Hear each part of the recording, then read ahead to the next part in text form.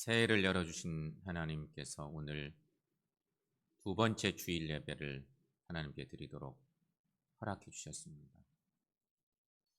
새해 하나님께서 우리에게 주신 신앙적 화두는 경건입니다. 경건. 교회 표어에, 총회 표어에도 경건, 하나님과의 영적 회복운동, 여기에 초점이 있습니다. 그리고 오늘 주신 말씀은 의인과 악인의 대조 이야기로 주신 그 유명한 시편 1편의 말씀입니다. 여러분, 여기서 의인은 복인이라는 표현을 쓰고 있습니다. 의인은 이꼬르 복 있는 사람, 이렇게 표현해 놓고 있습니다. 그렇다면 여러분, 복 있는 사람이 누구일까? 복 있는 사람은 하나님의 사람, 또 우리에게 주신 귀한 새해 주신 하나님이 우리에게 명령한 말씀으로 놓고 볼 때는 경건한 사람, 하나님의 사람, 그리고 경건한 사람이 복 있는 사람이라는 것입니다. 사랑하는 여러분, 올 한 해 사는 동안 우리 모두 복 있는 하나님의 사람들로 살아가시기를 축원합니다. 하버드 대학교 의과대학 존슨 교수의 연구에 의하면 신앙인과 비신앙인 비교해 보니까 신앙인은 비신앙인보다 훨씬 더 건강하게 오래 산다고 하는 연구 결과를 내놨습니다. 그 이유는 질병의 60 내지 90%는 육체적 문제가 아니라 마음의 문제이기 때문이라는 것입니다. 사실 여러분, 질병 문제는 100% 육체적인 문제일 텐데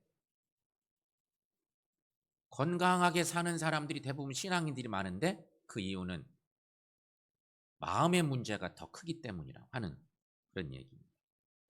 실제 이 교수의 자료에 의하면 심장수술을 받은 232명 가운데 살아남은 환자를 조사해 보니 신앙인이 비신앙인보다 3배 많았답니다. 또한 신앙인과 비신앙인 간에는 자살률도 4배쯤 차이가 났답니다. 정기적으로 예배를 드리게 되면 불면증의 75%가 정상화되었습니다. 불임증을 가진 여성들이 35%나 임신을 했습니다. 습관적으로 통증을 제거하기 위해서 먹던 진통제도 34%나 감소했답니다.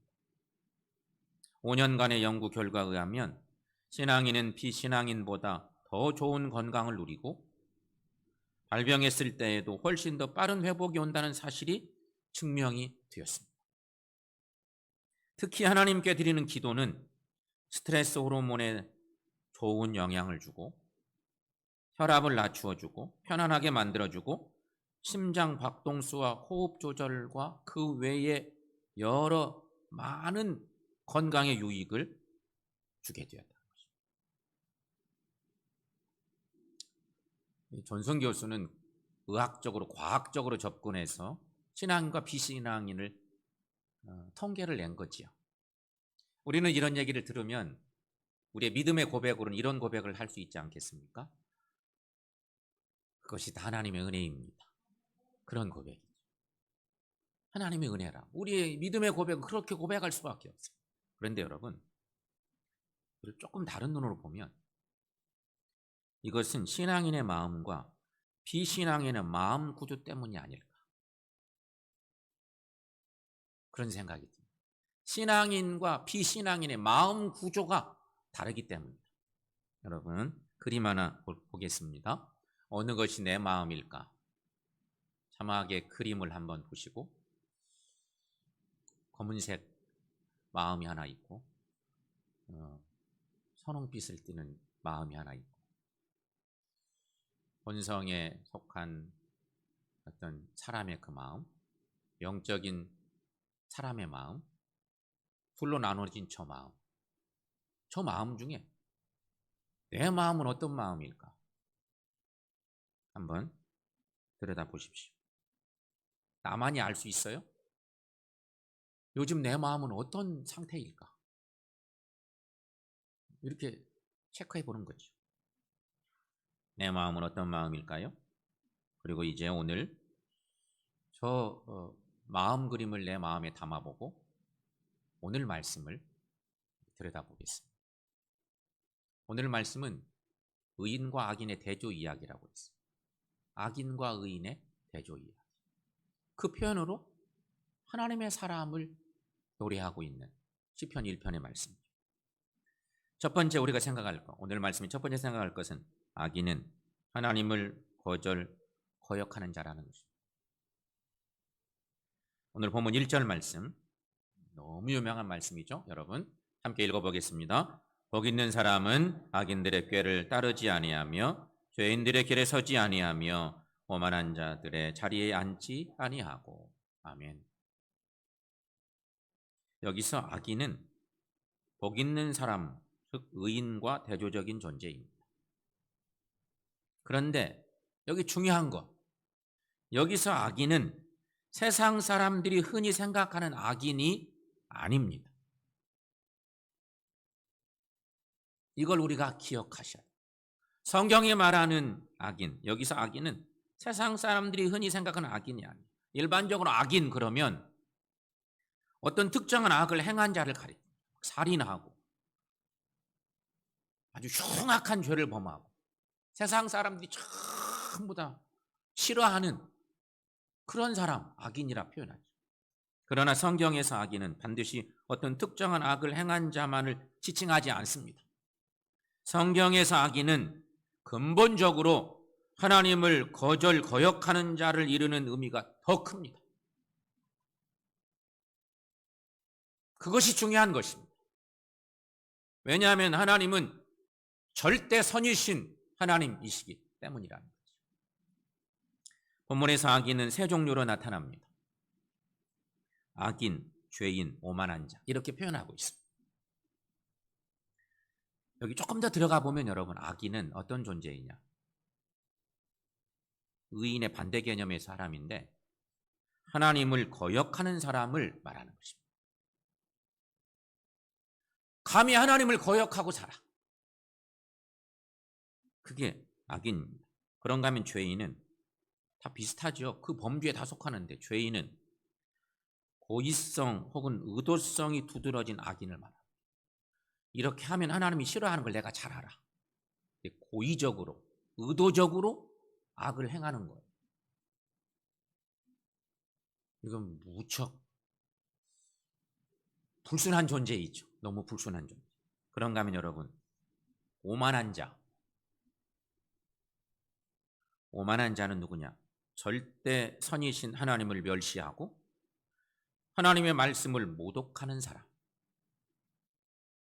오만한 사람. 우리가 생각할 때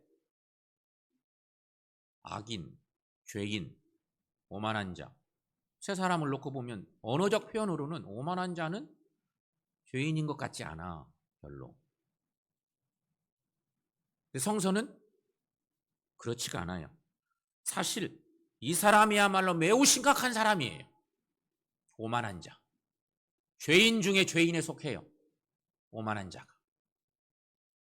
그런데 세 종류의 악인들은 그 죄질이 점점 악해져가는 점증성을 보이고 있다는 것입니다.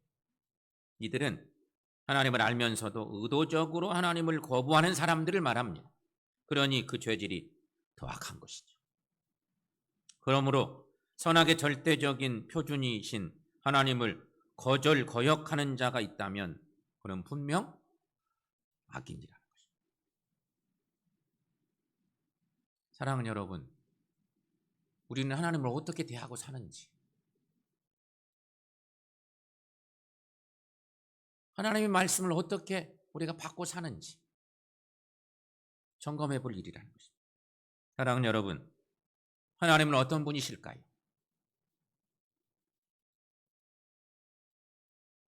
하나님은 어떤 분이십니까? 여러분의 고백서.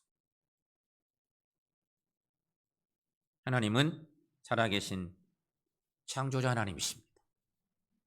하나님은 인간에게 그러기 때문에 삶의 규범을 주신 하나님이십니다. 이 고백 우리에게 필요합니다. 하나님은 창조주 하나님이시다. 나를 창조하신 하나님, 나의 주인 되신 하나님, 그렇기 때문에 내 인생의 여러 삶의 규범도 허락해 주신 하나님. 따라서 인간은 창조주 하나님께 순종함이 마땅합니다. 그런데 인간들 중에는 순종하지 않는 사람들이 많습니다. 이들은 하나님의 규범을 거역하는 자들이니 당연히 악인입니다. 불신자들을 악인이라고 부르는 것도 바로 이런 이유 때문이기도 한 것입니다.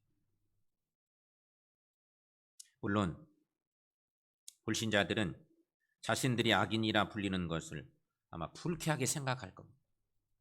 왜냐? 내가 세상 살면서 얼마나 선하게 사는데, 얼마나 착하게 사는데, 얼마나 좋은 일 많이 하고 사는데 사람들에게 박수 받을 만한 일들을 내가 많이 하고 있어. 그런데 나를 악인이라고 불러? 기분 나쁘다 생각하는 거죠. 하지만 여러분, 그들은 선의 절대 기준이신 하나님의 뜻으로부터 벗어나 있기 때문에 악인일 수밖에 없다는 거예요. 그래서 바울은 로마서 1장에서 이런 말씀을 우리에게 한 바가 있습니다. 여러분, 로마서 1장 28절 말씀 함께 읽어보겠습니다. 또한 그들이 마음에 하나님 두기를 싫어하며 하나님께서 그들을 그 상실한 마음대로 내버려 두사 합당하지 못한 일을 하게 하셨습니다. 아멘. 여러분, 여기 말씀 보세요. 그들이 마음에 하나님 두기를 싫어하며. 세상 사람들이 잘난 사람들 많습니다. 하나님 안 믿고 살아도 떵떵거리고 살 사람들 많이 있습니다. 그런데 아무리 잘난 사람도 그 마음에 하나님 두기를 싫어하면 악인이에요.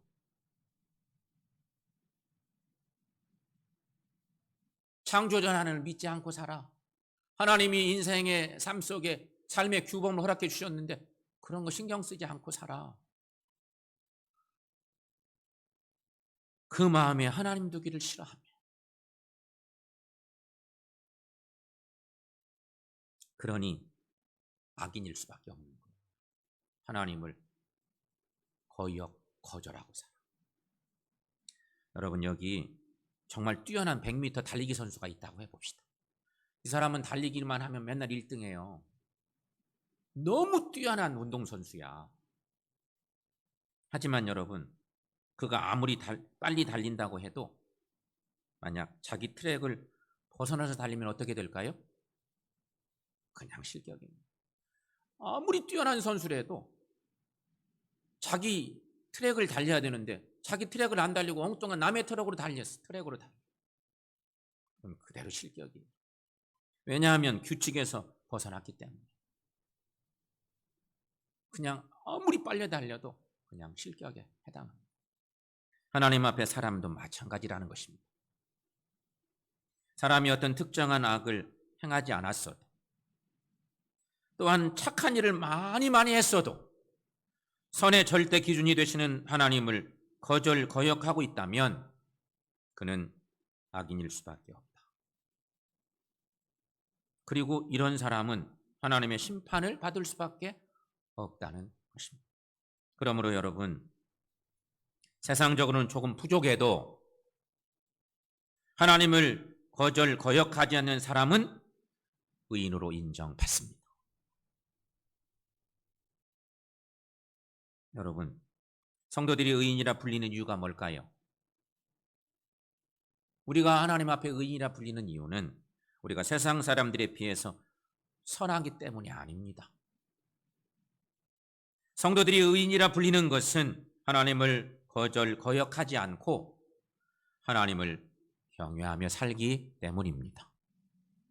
그러므로 우리 모두 세상적으로도 선을 행하기에 힘써야 하지만 무엇보다 하나님을 사랑하고 경외하며 살아가는 우리 모두가 될 수 있기를 주의 이름으로 간절히 축원합니다.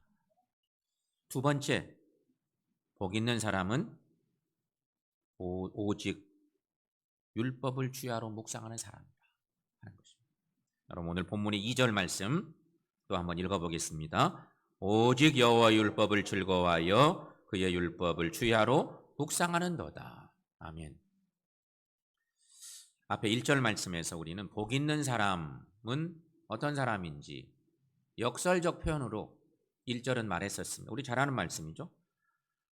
복 있는 사람은 악인들처럼 살지 않아.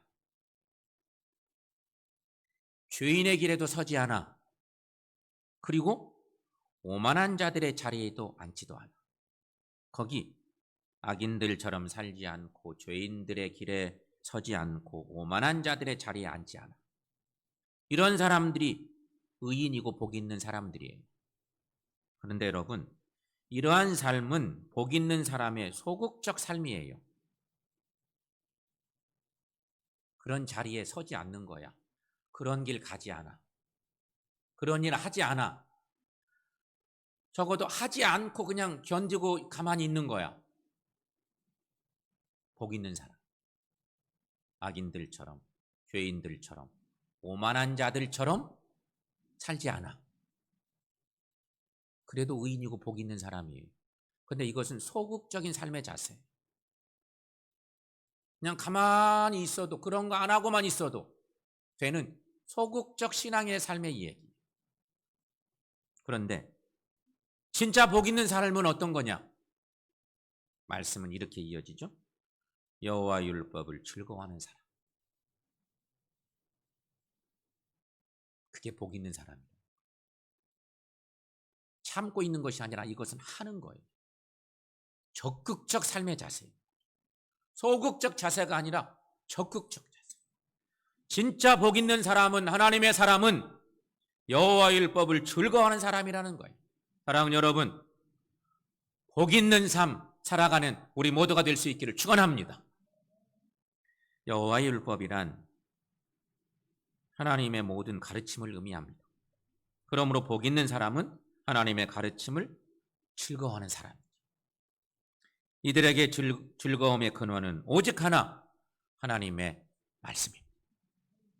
사랑하는 여러분, 생각해 보세요. 말씀 때문에 즐거우십니까? 여러분 어때요? 말씀 때문에 행복해요? 여러분의 영혼이 말씀 때문에 즐거우신가? 간절히 바라기는 하나님의 말씀 때문에 여러분의 마음이, 여러분의 영혼이 기쁨으로 충만하시기를 축원합니다. 하지만 여러분, 세상 사람들은요, 즐거움의 근원을 여러 곳에 두고 사는 사람들이 많습니다. 이렇게 즐거움의 근원을 여러 곳에 둔다는 것은 그 어느 것으로도 만족한 즐거움을 얻지 못한다는 것을 시사하는 것이기도 합니다. 내가 좋아하는 것이 몇 가지가 있어요. 그런데 살다 보니 몇 가지가 또 사라지면서 새로운 즐거움을 또 찾기 시작해. 즐거움을 찾는 요소들이 한 10가지쯤 되는 것 같는데 그 어떤 것도 나를 즐겁게 하지 못해. 세상 사람들이 사는 방법이에요. 그러나 여러분, 복 있는 사람에게 하나님의 말씀은 완전한 즐거움을 줍니다. 성서가 전하고 있는 중요한 말씀. 그러므로 다른 곳에서 즐거움을 찾을 필요가 없습니다.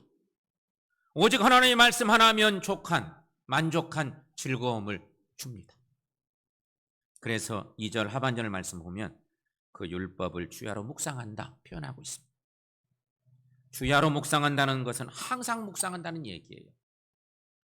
낮에도 묵상하고 밤에도 묵상. 그런 표현이지만 언제나 묵상한다는 얘기. 이 말은 다른 곳에 한눈 팔지 않는다는 의미를 내포하고 있는 것입니다. 즉 영적 즐거움을 누리기 위해서 하나님의 말씀 외에 다른 곳에 눈을 돌리지 않는다고는 그런 말씀입니다.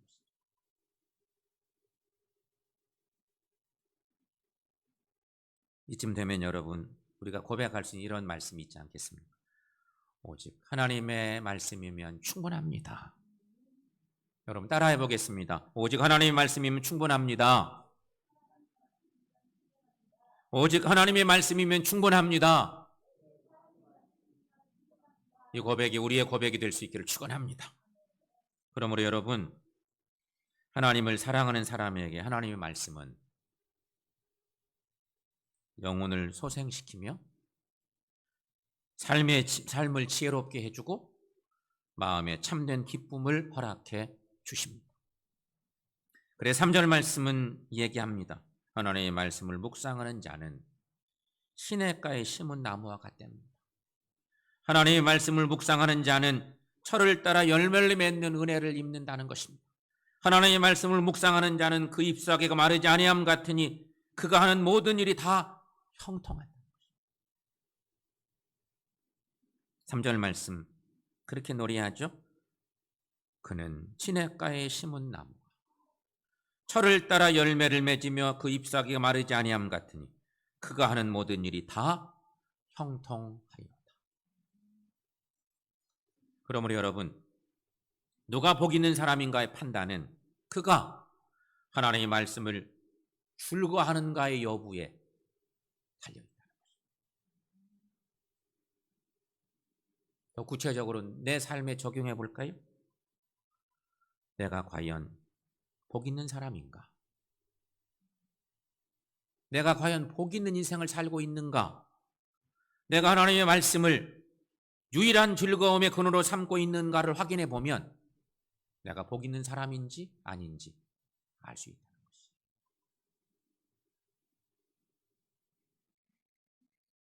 사랑하는 여러분, 하나님께 속한 사람 되시고 복 있는 사람들 되시기를 축원합니다. 그런 사람들 그가 어디로 가든지 형통하리라 말씀하고 있습니다. 여호수아 1장 8절 말씀에 오늘 시편 말씀과 너무 닮은 말씀을 만나볼 수 있습니다. 여호수아 1장 말씀은 성고영신 예배 드릴 때 주신 하나님의 말씀 중에 하나인데 여호수아 1장 8절 말씀 여러분 함께 읽어보겠습니다. 이 율법책을 내 입에서 떠나지 말게 하며 주야로 그것을 묵상하여 그 안에 기록된 대로 다 지켜 행하라. 그리하면 내 길이 평탄하게 될 것이며 내가 형통하리라. 아멘. 하나님의 말씀과 함께 하는 삶을 사십시오. 그러면서 해야 될 것, 말씀을 묵상하는 삶을 사는 것입니다. 그러면 자연스럽게 할 수 있는 것이 뭐냐? 그 말씀을 지켜 행하는 삶을 살 수 있는 것입니다. 말씀 묵상이 없으면 말씀대로 살기가 쉽지 않아요. 말씀을 묵상하고 살다 보면 그 말씀대로 행하려고 하는 삶이 생겨. 그러다 보면 하나님의 복을 받게 되는데 형통의 복을 받는다는 거예요. 성도 여러분, 우리를 한번 체크해 봅시다. 하나님의 말씀이 우리의 영혼을 즐겁게 합니까? 하는 것입니다. 하나님의 말씀이 나의 마음을, 나의 영혼을 지금 즐겁게 하고 있는가? 이것이 우리의 영적인 자리를 점검해보는 중요한 요소예요. 만일 우리 중에 하나님의 말씀으로 즐거움을 누리지 못하고 있다면 우리를 돌아봐야 됩니다. 다른 것에 관심을 많이 두고 있다는 거예요. 다른 것들의 즐거움을 많이 삼고 있다는 거예요. 혹여나 우리 중에 하나님의 말씀으로 즐거움을 누리지 못하고 있으시다면 우리를 돌려내야 돼요. 하나님이 기뻐하시는 복 있는 사람 되기가 어려운 자리에 지금 내가 있는지도 몰라요. 신앙생활을 아무리 오래 했어도 말씀이 아닌 다른 것으로 즐거움을 찾으려고 한다고 하면 그는 진정 복 있는 사람이 아닐지도 몰라요. 하나님의 말씀이 나의 영혼을 즐겁게 하는가? 우리를 돌아볼 일인 것입니다. 그런데 놀랍게도 시편 시인 중에 한 시인은 이런 놀라운 고백을 한 바가 있습니다. 시편 119편 97절 말씀인데요. 우리 잘 아는 말씀이죠. 함께 읽어봅니다. 내가 주의 법을 어찌 그리 사랑하는지요. 내가 그것을 종일 작은 소리로 읊조리나이다. 아멘. 내가 주의 법을 어찌 그리 사랑하는지요. 주의 말씀을 사랑하는 시인이 그래서 그 말씀을 주의 법을 종일 작은 소리로 읊조립니다. 매일 살면서 시간만 나면 그 말씀을 중얼중얼 읊조린다는 거. 그게 묵상이에요. 읊조린다는 것이 그런 거예요. 나도 모르게 하나님의 말씀이 자꾸 떠올라서 내 입술을 자꾸 고백하고 자꾸 조아리고 묵상이 절로 되는 거예요. 그것이 누구냐? 하나님의 사람의 삶이에요. 어려운 시대를 살면서 이렇게 삶을 살아야 맞는 거죠. 사랑하는 여러분, 여러분은 과연 복 있는 사람입니까? 여러분 살면서 말씀이 내 마음의 기쁨의 근원을 이루고 있습니까? 이건 우리만이 알아요. 어려운 시대 살면서 예배하기 어렵고 기도하기 어렵고 우리의 신앙을 바로 세우기 참 어렵다고는 이 시대인데 우리가 우리를 알 수 있어요. 나를 들여다보고 내 마음은 어떤 마음인가? 다시 한번 그림을 보겠습니다. 앞에서도 봤었는데 이제 다시금 어느 것이 내 마음인가? 저 그림을 또 한번 보세요. 내 마음은 어떤 마음? 내 마음의 중심 속에 십자가가 있는 거예요. 말씀이 내 마음을 주장하고 있는 거예요. 지배하고 있는 거예요. 말씀 때문에 내가 그 어떤 것보다 즐거움을 삼고 살고 있는 거예요. 그런 사람이 복 있는 사람이라는 거죠. 사랑하는 여러분, 여러분 마음의 중심에 주님 때문에 말씀 때문에 기쁨이 충만하시기를 축원합니다. 성도 여러분, 그러므로 이제 우리가 이렇게 살아갑시다. 하나님 말씀을 가까이하며 사십시다. 경건한 삶 살기 위해서 가장 중요한 건 말씀을 지금보다 조금 더 가까이 하는 것입니다. 많이 안 읽으셔도 괜찮습니다. 성경을 한 구절씩이래요. 읽고 가까이 하는 것입니다. 그러면 자연스럽게 생기는 것이 뭐냐? 하나님 말씀을 묵상하며 살게 되는 것입니다. 말씀을 읽지 않으면 묵상하기 어려워요. 한 구절의 말씀을 가까이 하고 그 말씀을 마음에 새기는 순간 묵상이 돼요. 자꾸 읊조리게 되는 거죠. 하루를 살면서 자꾸 하나님 말씀, 내게 주신 하나님 말씀을 자꾸 묵상해요. 내 마음의 중심이 그러면 그리스도로, 하나님의 말씀으로 채워지게 돼 있어요. 그래서 세 번째로 할 것, 하나님의 말씀으로 참 즐거움을 누리며 살게 되는 거예요. 사랑하는 여러분, 하나님 말씀을 가까이 하고 그 말씀을 묵상하고 사셔서 말씀 때문에 참 즐거움이 넘치는 귀한 삶 살아가는 우리 모두가 될 수 있기를 축원합니다.